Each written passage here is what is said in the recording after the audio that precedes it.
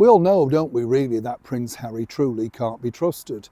And when you think about the latest sort of things that he comes up with, and more importantly, each and every time he strikes out, there's always seemingly an undercurrent, attached to it.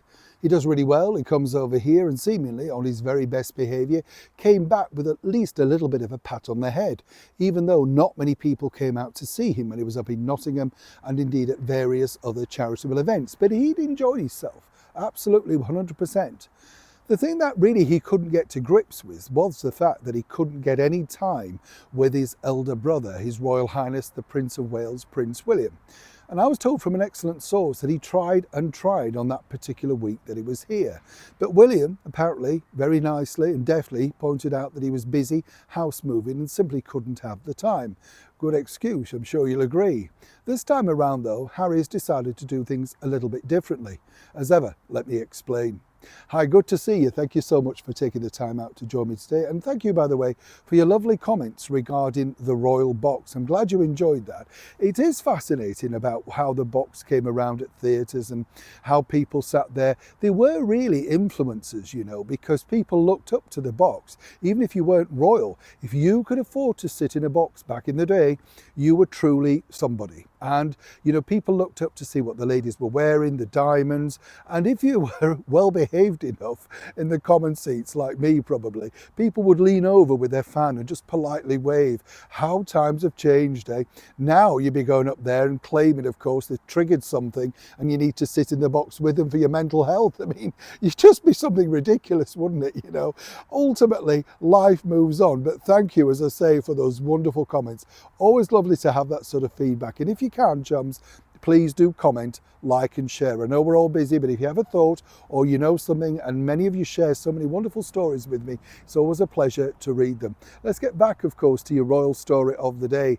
This created shockwaves, didn't it, in the positive way of course, Prince William sitting down with Eugene Levy, the Canadian actor, good actor, and of course he managed to extract a lot out of Prince William.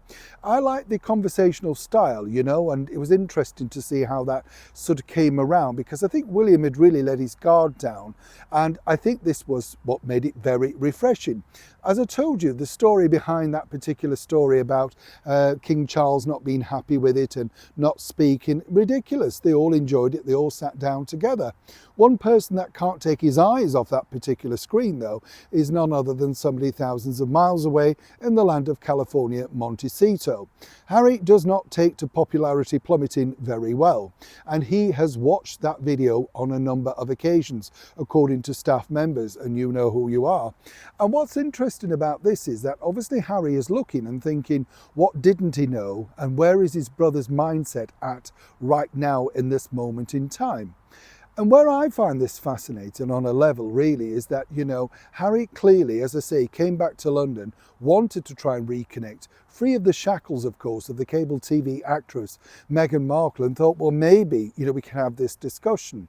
Of course, it's not going to happen, whatever Harry seemingly thinks, but deluded out in Montecito is the idea.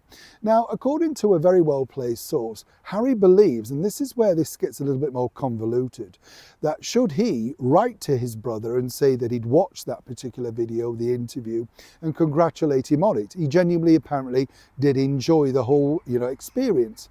However, then Harry's mind switches over to the fact that nobody allegedly has read his book, the book Spare, or indeed commented on their Netflix series. Slightly different, I'm sure you'll agree, but in Harry's world, which is a little bit foggy, to put it mildly, now, he believes that this could be a way back of trying to get some communication going out with each other.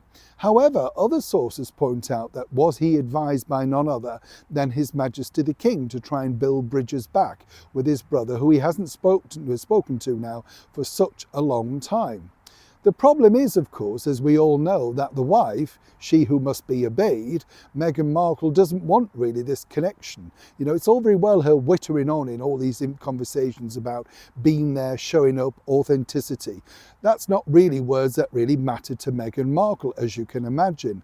But Harry very, very clearly is thinking, and how can he connect back to somebody that, well, apart from Catherine, the Princess of Wales, who he truly misses, well, obviously he misses his brother too.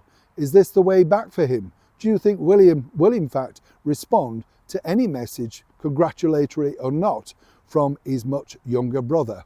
In many ways, you get the picture. Neil Sean in the very heart of the United Kingdom.